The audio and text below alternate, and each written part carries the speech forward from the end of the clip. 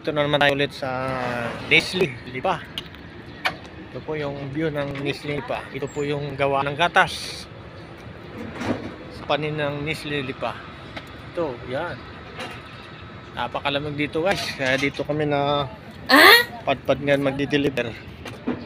Dito kami ngayon. Yan, buksan na namin yung isang ano namin. Kaya kami magbababa na sa aming bubuksan na natin yung ating mga pangarga para makita ninyo.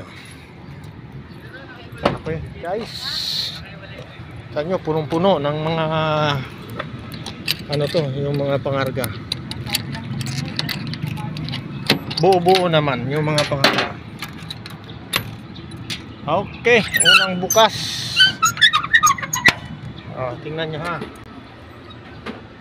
Ayan punong-puno yan. May styro pa. Kaya gagamitin namin yan mamaya pag Minduro kami bukas. Lalagyan natin ng isda yan.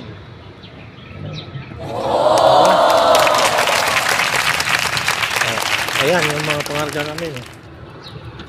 Kape. Ayan. Kaya bubuksan natin lahat to para ayun, nagkakot na puro chocolate yun ayan. Kaya bubuksan natin to para maaluan tayo. Kuhanin natin yung isang wheeler para mabilis ang trabaho. Okay guys, good morning again. Ay, ang tigas naman ito. Oh my trabaho muna. God. Okay, mamaya na tayo ikwentuhan. A few moments later. Po yung planta ng Nestle, dito po yung ginagawa ang mga gatas. Sabay lilipat po doon sa aming warehouse sa Calamba. Wow! Ito po aming sasakyan. Ito po yung main gate. Ayan. Ito po. Ayan.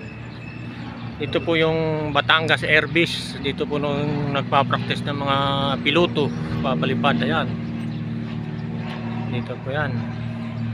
Tatagpuan sa Lipa, Batangas. Okay guys. Maraming salamat. Magandang umaga sa inyong lahat. Mga kariba, mga troopers, followers, and friends. Good morning to all. Thank you very much. Sana all. Pasok. Time check is 6:51. Tapos na ang delivery. Bakante na, okay. Go home na now.